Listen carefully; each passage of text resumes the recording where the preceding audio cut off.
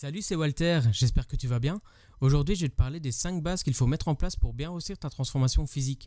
La première, c'est qu'il faut avoir une prise de conscience, réaliser que tu n'es pas en santé et que tu as besoin de changer tes habitudes de vie pour avoir d'autres résultats. La deuxième, c'est qu'il faut être réaliste et bien s'informer avant de te lancer dans un tel projet afin de savoir quel changement tu vas devoir apporter dans ton quotidien pour avoir le résultat que tu souhaites obtenir. Ensuite, il y a 3 piliers vraiment importants. Le premier, c'est celui de la nutrition. Le deuxième, c'est celui du sport. Et le troisième, qui est pour moi le plus important, est celui du mindset.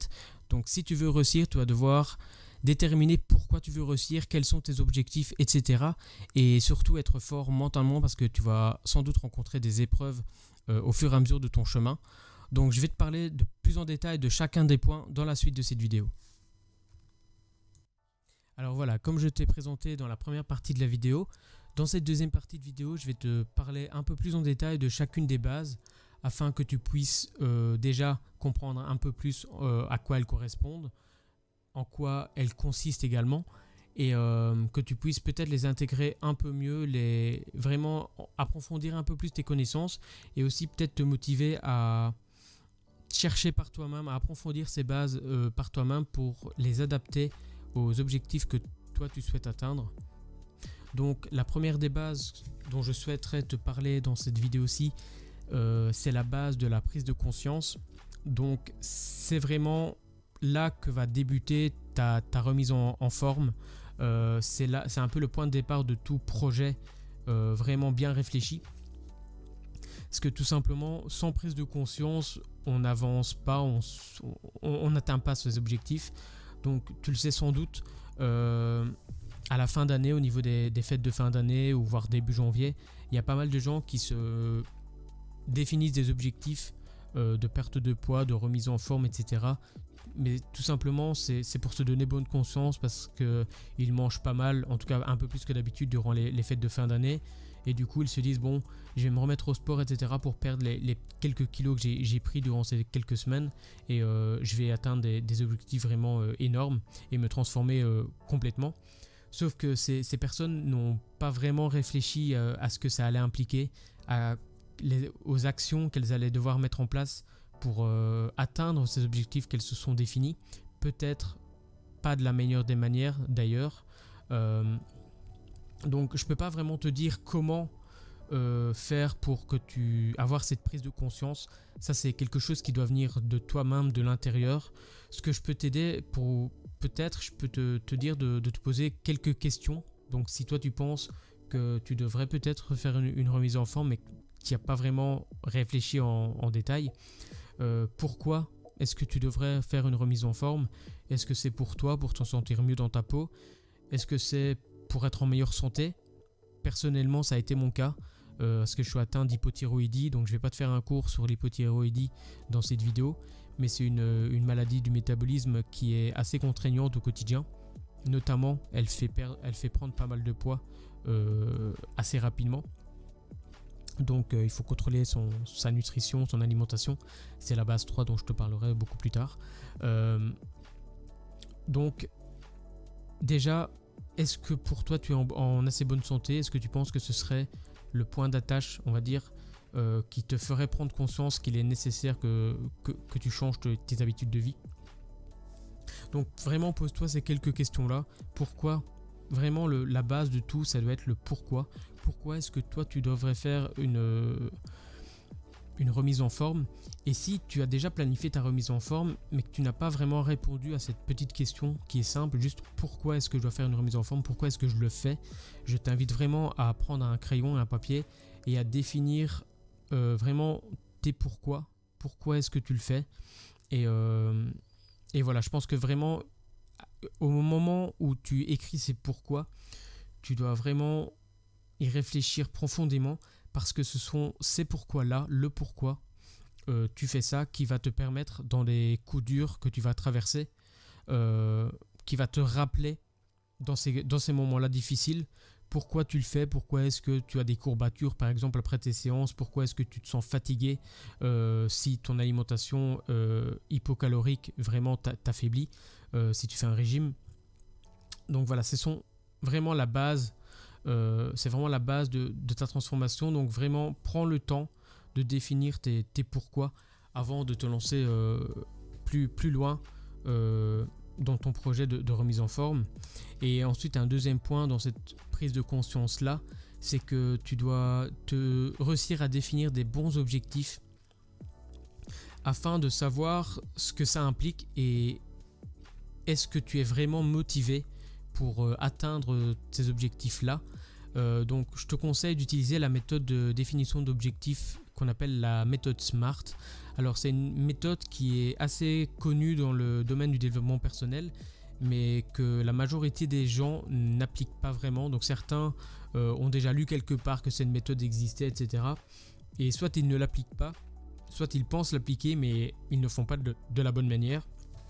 Donc moi je vais te présenter un petit peu cette méthode là dans cette vidéo. Si tu as des questions, je t'invite à les poser dans les commentaires. Donc voilà, le S de SMART correspond à spécifique. Donc qu'est-ce qu'on entend par avoir un objectif spécifique? C'est un objectif qui demande une action particulière pour être atteint. Par exemple, je veux perdre du poids. C'est pas un objectif assez spécifique. Pour qu'un objectif soit bien spécifique, tu dois donner plus de détails. Donc par exemple, tu dois dire je veux perdre du poids de manière conséquente en changeant mon alimentation ou en me mettant au sport. C'est déjà un objectif qui est un peu mieux défini. Tu sais quelle méthode tu vas utiliser pour faire cette perte de poids. Ensuite, le M de SMART, il faut que ton objectif soit mesurable. Donc, je veux perdre du poids en faisant du sport, c'est pas mesurable. Quand est-ce que tu vas savoir si tu as atteint ton objectif? Par exemple, si tu perds 50 grammes, est-ce que c'est bon, tu as atteint ton objectif? Ou est-ce que ton objectif, ce serait de perdre 10 kilos par exemple? Donc, tu dois vraiment définir un chiffre ou un indicateur, en tout cas, pour que tu puisses savoir à la fin si tu as réussi ou pas ton objectif. Alors il faut que ton objectif soit aussi atteignable. Donc pour ça tu peux le définir en plusieurs étapes. Par exemple une étape à court terme, à très court terme par exemple. Quelle action je dois mettre en place quotidiennement pour atteindre mon objectif. Ça te permet par exemple tous les soirs de faire un feedback sur ta journée et par exemple tu fais une liste des actions que tu dois mettre en place pour atteindre ton objectif final. Et par exemple si ton objectif c'est d'avoir des abdos, vraiment le six-pack, d'avoir des beaux abdos, est-ce que tu as bien réalisé à la fin de ta journée les 100 abdos qui sont nécessaires pour atteindre ton objectif de six-pack à la fin? Hop, tu mets ta petite croix, ton petit V, est-ce que c'est atteint ou pas? Voilà, tu as un feedback quotidien qui te dit ok, aujourd'hui j'ai bien agi, j'ai bien avancé vers mon objectif, ou au contraire, aujourd'hui j'ai pas fait ce qu'il fallait, j'ai pas d'avancée, faudra que je me rattrape. Aussi, le R de SMART, c'est qu'il faut que ton objectif soit réaliste. Donc par exemple, tu peux avoir un objectif qui est spécifique, mesurable et défini en plusieurs étapes, qui est atteignable, mais qui n'est pas du tout réaliste. Par exemple, je sais pas, si ton objectif c'est de perdre 10 kilos en une semaine ou en un jour, bah voilà, est-ce qu'il y a déjà est-ce que tu connais des personnes qui ont déjà atteint cet objectif là en si peu de temps? Moi personnellement j'en connais pas et je crois pas que ce soit vraiment faisable, à part si c'est quelqu'un qui est vraiment en obésité morbide, qui pèse vraiment très très très lourd et qui arrête de manger du jour au lendemain pendant 24 ou 48 heures, alors c'est possible peut-être de perdre 10 kilos. Mais là je te parle vraiment de cas extrêmes et pour la majorité d'entre nous, c'est vraiment pas un objectif qui est réaliste. Donc un objectif qui est réaliste par exemple pour perdre du poids tout en restant en bonne santé, ce serait de te dire de perdre par exemple 1 kg par semaine ou 1 kg par mois en fonction déjà du poids que tu fais et de ta morphologie, etc. C'est très, très spécifique à chacun. Mais voilà, si tu te fixes un objectif, je te conseille par exemple d'aller sur YouTube, de faire des recherches sur Google ou tout simplement de demander à tes amis ou dans ton entourage si ton entourage, tes amis, ta famille connaissent des gens qui ont déjà atteint cet objectif-là. Alors, soit les gens vont te dire non, je connais personne, tu vas chercher sur YouTube, il n'y a personne qui a réussi à faire ça. Et par contre, tu vas repérer des personnes qui ont presque réussi à faire ça. Par exemple, une personne qui a perdu 9 kilos en un mois. Toi, ton objectif, c'est d'en perdre 10. Ben, tu te dis, ok, peut-être que c'est faisable. Je vais essayer de me dépasser au maximum pour être le premier qui réussit à faire ça. Dans ce cas-là, tu trouves une certaine motivation. Ou alors, les personnes vont dire tout simplement non, c'est complètement impossible. Moi, je connais quelqu'un, il a perdu seulement 1 kilo en un mois, il a la même morphologie que toi, il fait les mêmes exercices, etc. Dans ce cas-là, tu vas te dire ok, peut-être que mon objectif il est pas réaliste et je vais décider de le changer, de l'adapter tout simplement pour qu'il le devienne. Et enfin, si ton objectif est spécifique, mesurable, atteignable et réaliste, il faut aussi qu'il soit temporellement défini, donc qui correspond au T de SMART, tout simplement car réussir à perdre 10 kg en faisant du sport pendant 1 heure tous les jours, ça c'est un objectif qui est réaliste parce que voilà, tu peux faire 1 heure de sport tous les jours, c'est atteignable, tu as des étapes différentes qui te permettent de calculer si effectivement tu avances. C'est mesurable, voilà, tu as fait ton heure de sport ou tu ne l'as pas faite, et c'est spécifique parce que tu décides de faire 1 heure de sport chaque jour, donc c'est quand même assez spécifique comme objectif, même si ça peut l'être encore plus. Tu pourrais définir quel type de sport tu vas faire, de quelle manière, de quelle heure à quelle heure, etc. Mais bon voilà, c'est bien tout ça, mais si ton objectif n'a pas de limite temporelle, tu sauras jamais si tu l'as vraiment atteint ou pas. Si ton objectif c'est de perdre 10 kilos, voilà, mon objectif c'est de perdre 10 kilos, c'est très bien, mais à partir de quand? Enfin, c'est quoi la date butoir de ton objectif? Est-ce que si tu perds 10 kilos dans 10 ans, est-ce que ton objectif sera atteint? Je suis pas certain. Toi, ton objectif, si c'est l'objectif que tu te poses actuellement, c'est peut-être de l'atteindre avant la fin de l'année. Ça me semble être un objectif tout à fait correct et réaliste que tu pourrais te fixer. Donc, je vais te rappeler les différents points de la méthode SMART de définition des objectifs. Donc d'abord, il faut que ton objectif soit spécifique. Donc tu donnes le plus de détails possible sur la manière dont tu vas t'y prendre pour l'atteindre. Qu'il soit mesurable, donc avec des chiffres, c'est beaucoup mieux. Combien de kilos tu veux perdre, combien de temps tu vas faire du sport tous les jours, combien de calories tu vas manger par jour par exemple. Voilà, ce genre de choses. Il faut que ce soit atteignable. Donc quelles étapes tu vas mettre en place pour l'atteindre. Tu dois vraiment définir des objectifs à très court terme, donc des objectifs quotidiens par exemple, des objectifs à moyen terme, donc au bout d'une semaine ou au bout d'un mois, comment je sais si j'ai bien avancé ou pas. Il faut que ce soit réaliste, donc tu connais des personnes qui ont déjà fait ça ou qui s'en rapprochent en tout cas.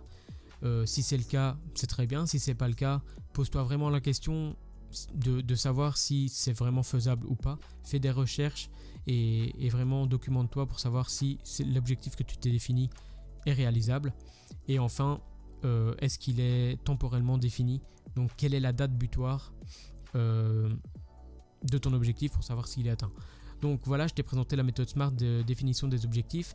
Je sais que c'est un peu décalé vis-à-vis de la base dont on parlait, qui est la prise de conscience, mais c'est vraiment, je pense, si tu te définis des objectifs et que tu te détermines tes pourquoi tu veux perdre du poids, tu as vraiment une base déjà solide de prise de conscience pour avancer et peut-être atteindre tes objectifs de perte de poids et de remise en forme.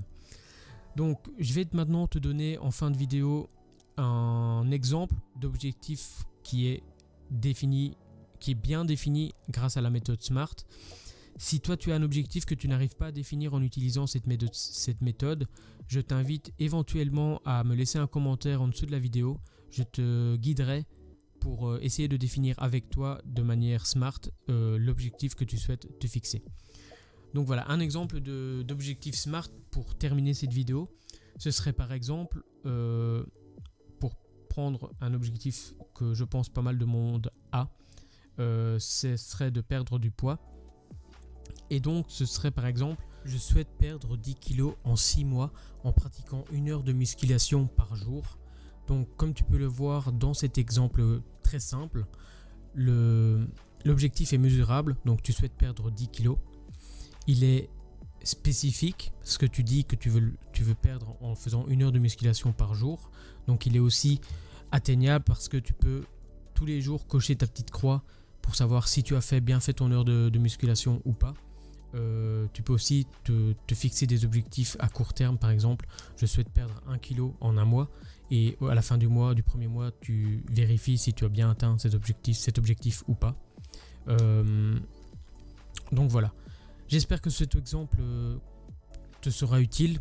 Si tu as d'autres questions, encore une fois, n'hésite pas à me les poser en commentaire, j'y répondrai sans souci, j'essaierai d'être le plus rapide possible. Si tu remarques des questions des autres auxquelles tu as peut-être des réponses, je t'invite également à participer dans l'espace commentaire. On est tous là pour s'entraider. Personne n'a vraiment les réponses idéales, les réponses ultimes à chacune des questions.